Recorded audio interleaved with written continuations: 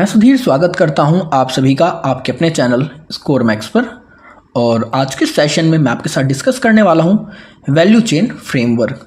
तो इसमें हम देखेंगे कि वैल्यू चेन फ्रेमवर्क क्या होता है, इसके अंदर किन किन फैक्टर्स को इंक्लूड करा जाता है और किस तरह ये इंपॉर्टेंस रखता है हमारी स्ट्रेटजिक मैनेजमेंट या हमारे ऑर्गेनाइजेशंस के लिए। सो स्टार्ट करते हैं अपना आज का सेशन।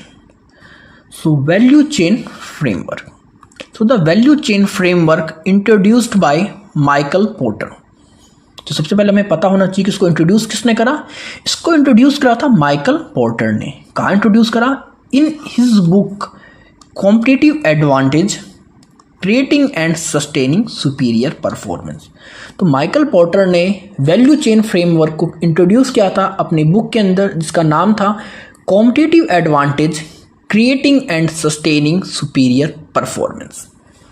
तो ये क्या है? ये एक स्ट्रेटजिक टूल है जो कि हमारे ऑर्गेनाइजेशंस को हेल्प करता है उनकी इंटरनल एक्टिविटीज़ को एनालाइज करने के लिए और किस तरह फिर अपनी वैल्यूज़ को क्रिएट कर सकते हैं, एनहेंस कर सकते हैं कस्टमर के लिए। This framework break down a company's operation into various activities and examines how these activities contribute to overall value delivered to customer।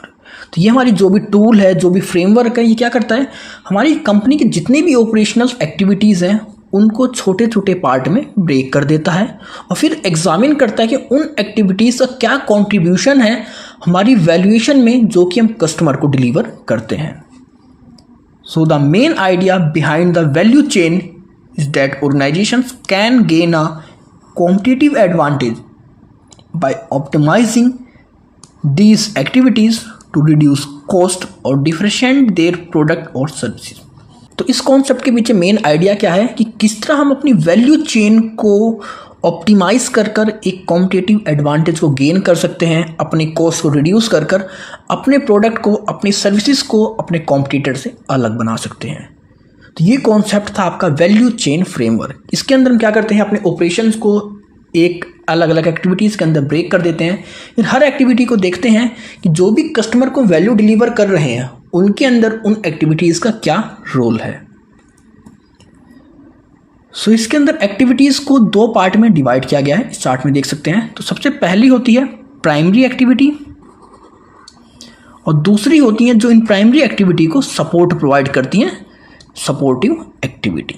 अब प्राइमरी के अंदर आपके 5 तरह की एक्टिविटीज़ को इन्होंने इंक्लूड करा है। सबसे पहली एक्टिविटी है inbound logistics. This include receiving, warehousing and inventory control of company's raw material. It also covers the relationship required with the supplier.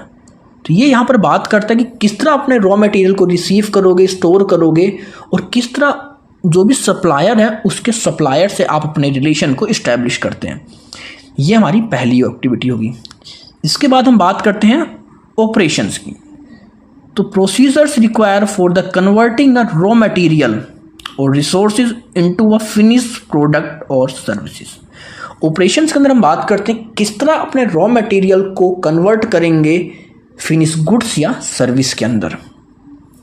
इसके बाद थर्ड आता है हमारा आउटबाउंड लॉजिस्टिक, मतलब अब हमारे कंपनी से प्रोडक्ट किस तरह कंज्यूमर तक जाएगा, बाहर जाएगा। So activities and system required to distribute a final product to a consumer, कि हमारे पास अब जो भी फाइनल प्रोडक्ट है उसको हम किस तरह कंज्यूमर तक डिलीवर करेंगे, वो आता है आपका आउटबाउंड लॉजिस्टिक के अंदर। अब इसके बाद आता है आपका मार्केटिंग सेल्स।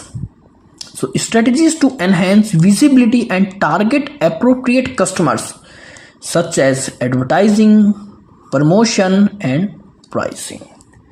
क्योंकि हमने प्रोडक्ट को बना लिया है, अब कस्टमर्स के माइंड में उसकी नीड को कैसे क्रिएट करें, कस्टमर्स को कैसे उस प्रोडक्ट को परचेज करने के लिए कन्वेंस करें। तो मतलब यहाँ पर हम मार्केटिंग जो भी टैक्टिक्स होते हैं सेल्स, उनका यूज़ करते हैं, उन स्ट्रेटजीज का यूज़ करते हैं, लाइक एडवर्टाइजमेंट, प्रमोशन या सैम्पल्स या आपके प्रोसीजिंग, मतलब जो भी तरीके आपके पास होते हैं, आपके कूपन्स दे देते हैं, buy one get one free दे देते हैं, मतलब उन सभी चीज़ों को यहाँ पर उन सभी स्ट्रेटजीज को किया जाता है। और उसके बाद आता है आपका service. So activities required to maintain product and enhance customer experience after sale of product and service. अब आपने प्रोडक्ट को सेल कर दिया, उसके बाद आप किस तरह की सर्विस प्रोवाइड करते हैं अपने कस्टमर्स को। लाइक आपने एसी को सेल करा है, अब सेल के बाद आप उसको कस्टमर के घर में इंस्टॉल करने में क्या सर्विस प्रोवाइड कर रहे हैं। आपने कोई D2H सेटअप बॉक्स सेल करा है, तो उसको सेल्स के बाद उसके इंस्टॉलेशन में आप क्या है प्रोवाइड कर रहे हैं। अगर 1 साल बाद कोई प्रोडक्ट ख़राब हो जाता है तो उसकी सर्विस के लिए, रिपेयर के लिए आप क्या सर्विस प्रोवाइड कर रहे हैं। मतलब वो सारी चीज़ें आपकी सर्विस में आती हैं। तो ये तो होती हैं आपकी प्राइमरी एक्टिविटी। सपोर्ट के अंदर देख लेते हैं वो कौन कौन सी होती हैं जो इन प्राइमरी एक्टिविटीज़ को हेल्प करती हैं। तो सबसे पहला है firm infrastructure. Company support system and the functions that allows to maintain operations include all legal, administrative and accounting।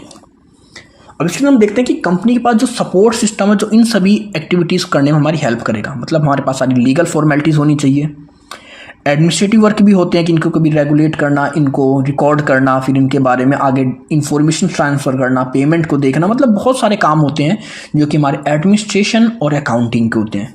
तो इन सब को करना, ये सब किसके अंदर आते हैं, आपके फर्म इंफ्रास्ट्रक्चर के अंदर आते हैं। दूसरी सपोर्ट एक्टिविटी होती है ह्यूमन रिसोर्स मैनेजमेंट। अब आप ये सारे काम कर रहे हैं, आप लॉजिस्टिक का काम कर रहे हैं, ऑपरेशंस कर रहे हैं, सेल्स मार्केटिंग कर रहे हैं, सर्विस प्रोवाइड कर रहे हैं, तो कहीं ना कहीं आपको ह्यूमन रिसोर्स की नीड होगी। तो उनकी हायरिंग करना, उनको रिटेन करके रखना अपने ऑर्गेनाइजेशन के अंदर, जिसके थ्रू कि अपनी आप स्ट्रेटजीज को फुलफिल कर सको, as well as help design, market and sell the product. क्योंकि जैसे आपके पास जब आप रिटेन कर पाओगे अपने ह्यूमन रिसोर्स को, वही आपको हेल्प करेंगे प्रोडक्ट की डिज़ाइनिंग में, मार्केटिंग में, सेल्स में, आफ्टर सेल्स सर्विसेज के अंदर। Involve in the process of delivering the finish goods. Product भी आपको डिलीवर कौन करेगा, आपके ह्यूमन रिसोर्स ही डिलीवर करेगा। कॉम्पिटिटिव एडवांटेज अगर है कोई, a source of competitive advantage when customer purchasing a service. अब अगर आपके पास अच्छी खासी ह्यूमन रिसोर्स है तो वो भी आपके लिए कॉम्पिटिटिव एडवांटेज है। क्योंकि अगर आपके पास ह्यूमन रिसोर्स अच्छे हैं, वो अच्छी मार्केटिंग कर रहे हैं, अच्छी सर्विस प्रोवाइड कर रहे हैं, एफिशिएंट अपने काम में, तो कहीं ना कहीं आपका काम अच्छा होएगा और आपके पास ग्रोथ ज़्यादा होएगी। नेक्स्ट होती है आपके पास टेक्नोलॉजिकल डेवलपमेंट। तो रिसर्च एंड डेवलपमेंट, जैसे कि आप R&D कहते हैं, help designing the product and improve the automating the process. अब आपने कोई प्रोडक्ट बना लिया, ऑपरेशंस में फिनिश गुड्स तैयार कर लिए, लेकिन एक ही गुड्स को आप लाइफ टाइम सेल्स नहीं कर सकते। आपको नीड होती है रिसर्च एंड डेवलपमेंट की और उसको इम्प्रूव करने की, तो वो हम टेक्नोलॉजी की हेल्प से करते हैं। For example, a business working towards to reduce the inventory and labour waste by implementing RFID technology in warehouse to improve overall stock accuracy and minimum labour task.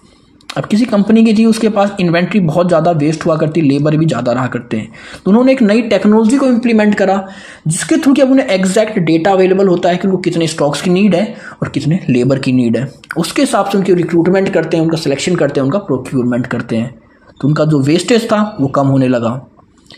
और last activity है support में होती है procurement. So process of acquisition of inputs, raw material और resources for the firms. अब firms इन सब काम को करेगा। आपको एक्विजिशंस के लिए इनपुट्स भी चाहिए, मतलब इनपुट्स को एक्वायर करना होता है, रॉ मटेरियल एक्वायर करना होता है, ह्यूमन रिसोर्स करना होता है, आपको टेक्नोलॉजी भी एक्वायर करनी होती है।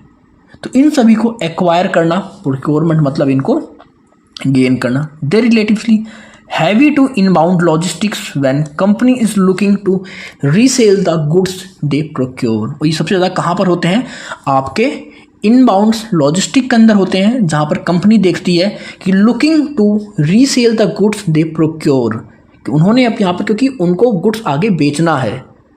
कहीं ना कहीं आप देख रहे हैं कि इस कंडीशन में अगर आपके पास अच्छे सामान नहीं होंगे, अच्छे रॉ मटेरियल नहीं होंगे, तो आगे उस प्रोडक्ट को आप सेल भी नहीं कर पाओगे अच्छे से। मतलब यहाँ पर क्या होता है, हर प्रोडक्ट को, रॉ मटेरियल को, टेक्नोलॉजी को, ह्यूमन रिसोर्स को प्रोक्योर करने का काम होता है। तो ये 2 एक्टिविटी होती है इसके अंदर, एक होती है आपकी प्राइमरी एक्टिविटी, एक होती है सपोर्ट। अब इन्हीं दोनों को हम डिटेल में देखते हैं अपने आगे के सेक्शन में। So the value chain framework consistently primary activity and support activity. So primary activity क्या होती है, so primary activity are directly involve in the creation and delivery of product and service to customers. तो primary activity होती है directly involve होती है हमारे product की प्रोडक्शन और सर्विस की डिलीवरी को कस्टमर तक। There are typically 5 primary activities in the value chain. हमारे पास 5 प्राइमरी एक्टिविटी होती हैं वैल्यू चेन के अंदर। पहली हमारी inbound logistics. This activity involves all the process related to receiving, storing and distributing the inputs like raw material, component etc. Inbound मतलब हमें अपने कंपनी के अंदर प्रोडक्शन के लिए हमें रॉ मटेरियल चाहिए, हमें कंपोनेंट्स चाहिए, हमें जो भी चीज़ की रिक्वायरमेंट होती है, मतलब basically raw material for the finish goods and services. तो उनके लिए हम यहाँ पर एक ऐसा सिस्टम तैयार करते हैं कि कैसे उनको रिसोर्स को हम कैसे रिसीव कर रहे हैं, कैसे ऑर्डर कर रहे हैं, कैसे स्टोर कर रहे हैं। और अगर आपका जो भी इनबाउंड लॉजिस्टिक अगर वो एफिशिएंट है तो कहीं ना कहीं आपके कॉस्ट को कम कर कर आपकी एफिशिएंसी को इम्प्रूव करेगा। नेक्स्ट होता है ऑपरेशन। ऑपरेशन के अंदर हम पहले डिस्कस कर चुके हैं कि बेसिकली हम ट्रांसफॉर्म करते हैं अपने रॉ मटेरियल्स को फाइनल गुड्स और सर्विसेज के अंदर। इसके अंदर क्या क्या होता है, आपकी manufacturing, assembling, packaging and country quality control, इन सभी को इसके अंदर इंक्लूड किया जाता है। So operational efficiency is crucial for maintain product quality and reduce production cost. तो अगर आपको अपने प्रोडक्ट की क्वालिटी को मेंटेन करना है, प्रोडक्शन कॉस्ट को कम करना है, तो वहाँ पर आपके लिए ये ऑपरेशन जो कि आपकी प्राइमरी एक्टिविटी है बहुत ज़्यादा इंपॉर्टेंट हो जाती है। थर्ड है आपका आउटबाउंड लॉजिस्टिक। अब आपका प्रोडक्ट तो तैयार हो चुका, सर्विस आप प्रोवाइड करने के लिए तैयार हैं, अब उसको आप किस तरह वेयर हाउस में स्टोर कर रहे हैं, ऑर्डर अगर आते हैं तो आप उनको किस तरह फुलफिल करोगे, किस ट्रांसपोर्ट का यूज़ करोगे अपने गुड्स को, सर्विसेज को आगे फर्दर प्रोवाइड करने के लिए। अब अगर आपका आउटबाउंड लॉजिस्टिक स्ट्रॉन्ग है तो कहीं ना कहीं इसकी हेल्प से आपका जो टाइम होता है आप उसको सेव करोगे, और जब टाइम कम लगेगा कस्टमर तक प्रोडक्ट पहुँचने के अंदर तो कहीं ना कहीं जो कस्टमर का सेटिस्फैक्शन है वो इंक्रीज़ होएगा। नेक्स्ट है marketing and sales. So marketing and sales activities are responsible for creating awareness about the product or services, attract customers and ultimately selling the product. अब आपने प्रोडक्ट बना लिया लेकिन कस्टमर को उसके बारे में पता ही नहीं है तो आपके प्रोडक्ट कभी भी सेल नहीं होंगे। तो मार्केटिंग और सेल्स के अंदर हम ऐसी एक्टिविटीज़ करते हैं जिसके थ्रू कि हम कंज्यूमर्स को अवेयर करते हैं अपने प्रोडक्ट के बारे में और फिर उनको अट्रैक्ट करते हैं जिसके थ्रू कि हम अपने प्रोडक्ट को फाइनली कस्टमर तक बेच सकें। इसके अंदर आते हैं आपके एडवर्टाइजिंग, आपके प्रमोशंस, आपके सेल्स चैनल्स, आपके CRM जिसे कि आप कस्टमर रिलेशनशिप मैनेजमेंट कहते हैं, इन सभी को इसके अंदर इंक्लूड किया जाता है। और लास्ट पार्ट होता है प्राइमरी का services. So after sales service is essential for maintaining customer satisfaction.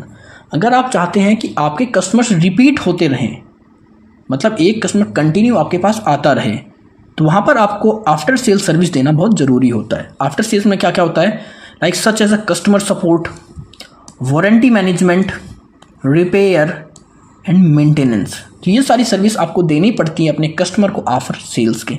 इसके बाद ही आप एक कस्टमर के साथ एक हेल्थी रिलेशनशिप मेंटेन कर सकते हैं। So providing excellent service can enhance customer loyalty. अगर आपकी सर्विस बहुत अच्छी प्रोवाइड कर रहे हैं तो ये कस्टमर को आपके लिए लॉयल बना देगा, उसकी लॉयल्टी को एनहेंस करेगा। अब हमारी जो सपोर्ट एक्टिविटीज़ थी उनके अंदर 4 एक्टिविटीज़ को इंक्लूड किया जाता है।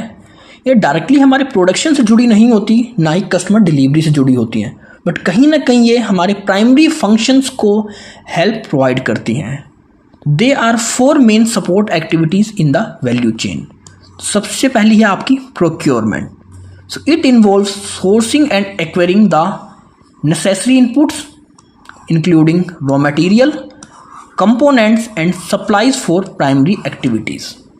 तो इसके अंदर हम बात करते हैं कि हमें जो भी रिसोर्सेज की, जिन भी टूल्स की, इनपुट्स की ज़रूरत है उनको हम किस तरह एक्वायर करेंगे। इसके अंदर आपके मटेरियल, आपके कंपोनेंट्स, आपकी सप्लाईज, आपकी प्राइमरी एक्टिविटीज़ के लिए जो भी रिक्वायरमेंट होती है वो सारी आ जाती हैं।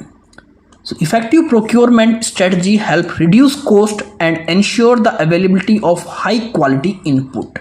अगर आपकी प्रोक्योरमेंट काफ़ी इफेक्टिव है तो कहीं ना कहीं ये आपकी कॉस्ट को कम करेगी और आपकी हाई क्वालिटी इनपुट्स को आपको प्रोवाइड करेगा। नेक्स्ट होता है आपका टेक्नोलॉजी डेवलपमेंट, जिसके अंदर की हम बात करते हैं रिसर्च एंड डेवलपमेंट की। क्योंकि आपको प्रोडक्ट के अंदर अपने प्रोडक्ट को कंटिन्यू इनोवेट करना है, उसको कंटिन्यू इम्प्रूव करना है। तो उसके लिए आपको R&D करने की ज़रूरत होती है, research and development with the help of technology, क्योंकि टेक्नोलॉजी की हेल्प से ही आप अपने प्रोडक्ट को इनोवेट कर पाते हैं। तीसरी है आपकी ह्यूमन रिसोर्स मैनेजमेंट, क्योंकि कोई भी ऑर्गेनाइजेशन है उसको मैनेज करने के लिए आपको ह्यूमन रिसोर्स की नीड होती है। लाइक कि आपको रिक्रूटमेंट करनी पड़ती है, फिर ट्रेनिंग करनी पड़ती है, परफॉर्मेंस देखना पड़ता है, कंपनसेशन भी, मतलब बहुत सारे काम हैं जो कि आपके ह्यूमन रिसोर्स ही करते हैं इनडायरेक्टली। बेसिकली इनको आप नहीं कह सकते प्राइमरी के अंदर आएंगे, लेकिन कहीं ना कहीं आपकी जो भी प्राइमरी एक्टिविटी है, चाहे इनबाउंड लॉजिस्टिक्स, आपका ऑपरेशन, आउटबाउंड लॉजिस्टिक्स, सप्लाई, मतलब जो भी एक्टिविटीज़ है उनको करते आपके ह्यूमन रिसोर्स ही हैं। तो इनका मैनेजमेंट भी आपका बहुत इंपॉर्टेंट रोल प्ले करता है in the success of organisation. और लास्ट आपका infrastructure. So infrastructure refer to the organisation structure, planning system, information system and support system such as financial and legal. तो आपके ऑर्गेनाइजेशन का स्ट्रक्चर क्या है, आपके पास इंफॉर्मेशन सिस्टम कैसा है, कोई उसको किस तरह एक्सेस कर सकता है, आपकी फाइनेंशियल और लीगल टीम कैसी है, उनका ऑपरेशंस कैसा है, किस तरह आपके फाइनेंशियल और लीगल डिपार्टमेंट काम करते हैं। तो ये सब बहुत ज़्यादा ज़रूरी हैं ऑपरेशंस के अंदर उनको प्राइमरी लेवल पर सपोर्ट प्रोवाइड करने के लिए। तो इनमें कुछ इंपॉर्टेंस देख लेते हैं कि इनकी क्या इंपॉर्टेंस है।